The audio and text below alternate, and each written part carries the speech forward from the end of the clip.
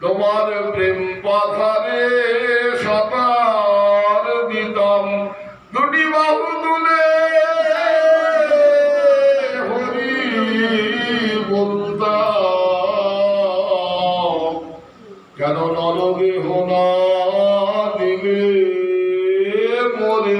ভাগবতে গেছেন দেবতারা, অহো অধৈষাং কিমকার শোভনম মুকুন্দ সেব বৈকম মিংসু ভারতাদিরে।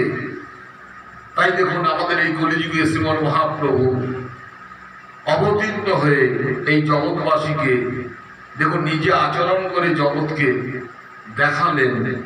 দেখুন মহাপ্রভু হচ্ছেন কলিযুগে যে অবতার, অবতার শিরোমণি। দেখুন অবতার অনেক হন জগতে, বলছেন যত যত অবতার আজ পর্যন্ত জগতে এসেছেন, অবতার শিরোমণি যো দীন নাথ প্রচন্ড, যো নাহি মানত গৌরচন্দ্র, সৌত বহুত পাষণ্ড। বলছে দেখো মহাপ্রভুর মতো অবতার আজ পর্যন্ত জগতে আসে নাই। অন্যান্য যুগে ভগবান কি করেছেন? ধর্ম সংস্থা পুনরুত্থায় সম্ভবামী যুগে যুগে। প্রতি যুগে ভগবান আসেন, কি করেন না দুষ্টের দমন করেন, শিষ্টের পালন করেন। যেমন দুষ্টের দমন করতে গিয়ে ভগবান অন্যান্য যুগে কি করেছেন? রাম অবতারে তীর ধনুক দিয়ে অসুর মেরেছেন, কৃষ্ণ অবতারে সুদর্শন চক্র দিয়ে কংসকে বধ করেছেন, শিশুপালকে বধ করেছেন, দন্তবক্ষকে বধ করেছেন। কিন্তু আমার মহাপ্রভু কি করেছেন?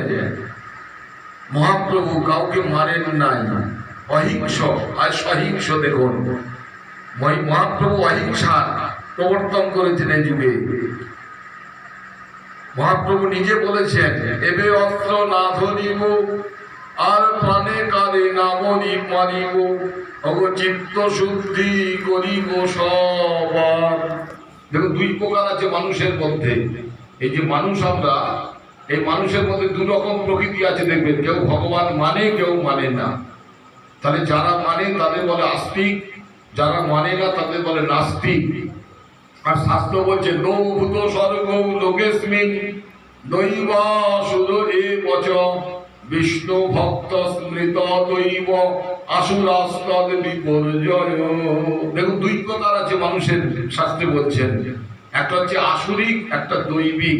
অর্থাৎ যাদের গোবিন্দ পদপদ্মে মতি থাকে তাদের বলে দৈবিক, আর যাদের মতি নাই তাদের বলে আসুরিক। তাহলে ভগবান চিরকাল দেখুন অসুরকে নিধন করেছেন। বলছেন এই যুগে যে অসুর তাদের ভগবান বধ করবেন না। গৌরচন্দ মহাপ্রভু বলছেন না, এবে অস্ত্র না ধরিব প্রাণী কালে না মানিব, চিত্ত শুদ্ধি করিব সবার। তাহলে আমি কি করব?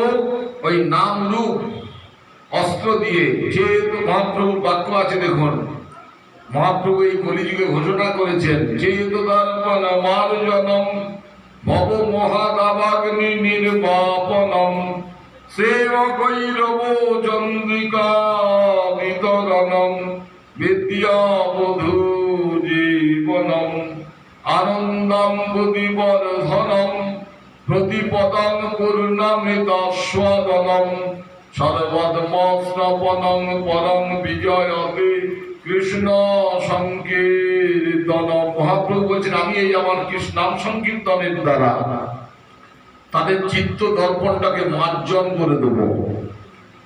যেমন বাসন মাজে না, দেখুন আপনি যেমন সাবান দিয়ে বাসন মাজছেন, নোংরাটা তুলে ফেলছেন, তেমনি চিত্ত দর্পণটা ওই আসরিক ভাবটা মানে নোংরাটা, মানে সেই ভাবটা আসল জীবে ঢাকা পড়ে গেছে। জীব নিত্য কৃষ্ণ দাস তাহা ভুলি গেলাম, তে কারণে মায়া পিশাচি গলায়, দেখুন গলায় বাঁধিলাম। এই যে জগৎ মায়ার সংসারে আমাদের মায়া গ্রাস করেছে কেন না? যেহেতু কৃষ্ণকে আমরা ভুলে আছি। দেখুন যে যত ভুলে গেছে সে তত ভগবানের থেকে দূরে সরে আছে। তাহলে সেই ভুলটা সেই ভুলটাকে, অর্থাৎ তাদের সেই কৃষ্ণ বিস্মরণতাটাকে আমি কি করব? নামের দ্বারা মুছে দেব। দেখুন নাম এত বড় শক্তি, ক্ষমতা। মহাপ্রভু বলছেন যে খাইতে শুইতে নাম যথা তথা লয়, কাল দেশ নিয়ম নাই সর্বসিদ্ধি হয়। খাইতে শুইতে নাম যথা তথা লয়, কাল দেশ নিয়ম নাই সর্বসিদ্ধি হয়। খেতে শুতে বসতে হাঁটতে চলতে তোমরা হাতে করো গাও আর মুখে বলো না তোমাদের পূর্বে মনস্কাম যাবে আনন্দ ধাম। মহাপ্রভু বলছে তোমরা হাতে কাম করো কিন্তু মুখে নাম করো, কাল দেশ নিয়ম নাই সর্বসিদ্ধি হয়। দেখুন জগতের প্রতিকার একটা দায়বদ্ধতা আছে তো, তা মহাপ্রভু বলছেন আমি প্রাণে কাউকে মারবো না, অর্থাৎ অসুর বধ করবো না। ওই নামের এমনই শক্তি মহিমা, তার কান দিয়ে নাম যাওয়া মাত্রই চিন্নতাংশ কথা কৃষ্ণ। সুদেব গোস্বামী ভাগবতে বলেছেন, সেই কথা মহাপ্রভু আজ বলছেন। চিন্নতাংশ কথা কৃষ্ণ পুণ্য শ্রবণ কীর্তন হৃদন্তস্থ ভবদ্রাণী বিধুনতি সুরিৎসতা।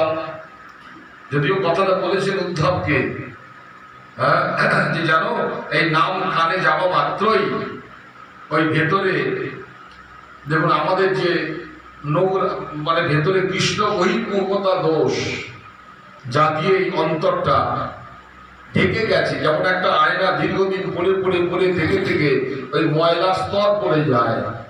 আয়নাটা ব্যবহার করতে গেলে যেমন আপনি জল ল্যাংড়া দিয়ে ভালো করে পরিষ্কার করে নেন, আবার পূর্বের মতো মুখ দেখা যাবে। তেমনি ভগবানের আমরা প্রত্যেকে দাস দেব, জীব নিত্য কৃষ্ণ দাস তাহা ভুলি গেলাম। তার সেই ভুলের মাসুল আমাদের আজ দিতে হচ্ছে। তার সেই ভুলটাকে সংশোধন করবে কে? এই নাম। হ্যাঁ, উদ্ধব বলেছেন, এদিকে মহাপ্রভু বলছেন যে নামে চিত্ত দর্পণ মার্জন করে। চিত্ত দর্পণটা মার্জিত হয়ে গিয়ে কি হয় না, কৃষ্ণ প্রাপ্তি করায়। ব্রজে গোপী দেহ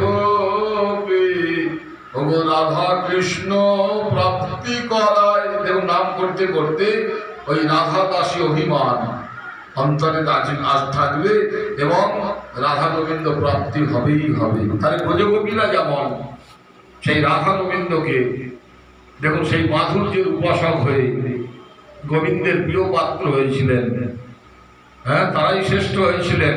তাহলে সেই ব্রজগোপীদের প্রেম তোমরাও লাভ করবে। দেখুন মহাপ্রভু বলে গেলেন, ওগো জয় গৌর চন্দ্র। মহাজন তাই জয় দিচ্ছেন গৌর সুন্দরে। ওগো জয় গৌর চন্দ্র জয় নিত্যানন্দ অহিংসা ব্রতধারী প্রেম আনন্দ